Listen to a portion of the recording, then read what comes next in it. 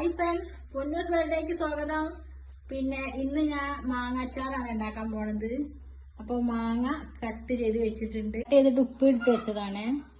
Kashmiri chilli powder ഉണ്ട്. പിന്നെ നമ്മളെ സാധാ മുളക് പൊടി, കടുക്, സുർക്ക, പിന്നെ വെളുത്തുള്ളി, ഇഞ്ചിയും കട്ട് ചെയ്ത് വെച്ചിട്ടുണ്ട്. പിന്നെ നമ്മളെ ഉലുവയും കടുകും പൊടിച്ച് വെച്ചിട്ടുണ്ട്. ഉപ്പുണ്ട്, 4 വറ്റൽമുളക്, 2 അല്ലി കരിവേപ്പില. എല്ലാം തന്നെയാണ് കായപ്പൊടി. അപ്പൊ നമ്മൾ അച്ചാർ ഉണ്ടാക്കാൻ പോവാണ് കേട്ടാ. നമുക്ക് എണ്ണ വെച്ച് കൊടുക്കാം. ഒരു സ്പൂണ് 1.5 സ്പൂണ് കടുക് കൊടുക്കാം. വെച്ചെടുക്കാം. കരിവേപ്പില വെച്ചെടുക്കാം. ഇഞ്ചി ഇട്ട് കൊടുക്കാം. വെളുത്തുള്ളി ഇട്ട് കൊടുക്കാം. ഇതൊന്ന് നല്ലോണം വാട്ടിയെടുക്കാം. കാശ്മീരി പൗഡർ ഇട്ട് കൊടുക്കട്ടാ. 3 സ്പൂൺ ഇട്ട് കൊടുക്കുക. പിന്നെ നമ്മളെ സാധാരണ മുളക് പൊടി കുറച്ച് എരിവിന് വേണ്ടിയിട്ടാ. കാശ്മീരി പൗഡർ എന്നിട്ട് നമ്മൾ കളറിന് വേണ്ടിയിട്ടാണ് ഇട്ട് കൊടുക്കുന്നത്.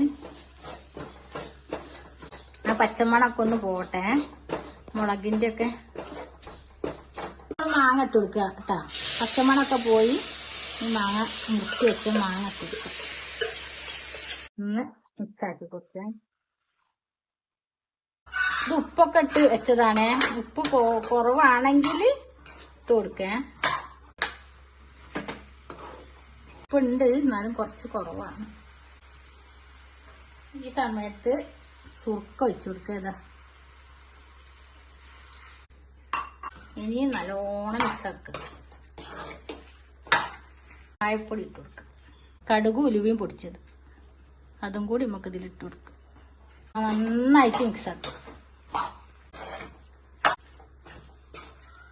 മാങ്ങ നല്ലോണം സെറ്റായിട്ടുണ്ട്. അച്ചാറ് റെഡി ആയിട്ടുണ്ട്. ഇതിപ്പോ 2 ദിവസം വെച്ചാലും ഒരു സെറ്റായി വരുള്ളൂ. അപ്പൊ നമ്മൾ അച്ചാറിടുമ്പോ അങ്ങനെയാണല്ലോ, 2 ദിവസം കഴിഞ്ഞാലേ സെറ്റാവുള്ളൂ. അപ്പോ നമ്മൾ അച്ചാറൊക്കെ റെഡി ആയിട്ടുണ്ട്. ഇനി നമ്മള് പുതിയ വീഡിയോ ആയിട്ട് വീണ്ടും കാണും. അപ്പൊ ഞങ്ങളെ വീഡിയോ എല്ലാരും കാണണം, സബ്സ്ക്രൈബ് ചെയ്യണം. പിന്നെ ഫേസ്ബുക്കിലാണ് കാണുന്നെങ്കിൽ പേജ് കൂടി ഫോളോ ചെയ്യണം. അപ്പൊ പുതിയ വീഡിയോ ആയിട്ട് വീണ്ടും വരും. ബൈ.